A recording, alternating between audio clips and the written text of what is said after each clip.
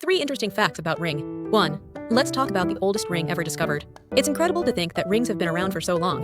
The oldest ring that archaeologists have found dates all the way back to ancient Egypt, about 2500 BC. That's over 4,500 years ago. It wasn't just a plain band either. It was made of faience, a glazed ceramic material, and it was found in the tomb of a pharaoh. Rings in ancient Egypt weren't just for decoration. They often had religious or symbolic meanings. They were believed to offer protection or represent eternity. Imagine wearing something that old and knowing the history it holds. It really puts things into perspective, doesn't it?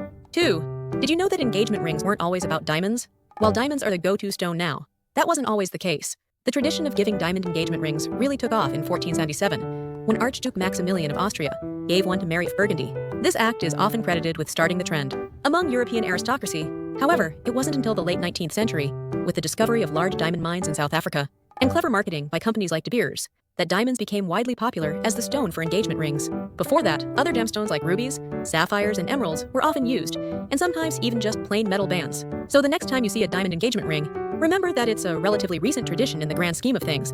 3.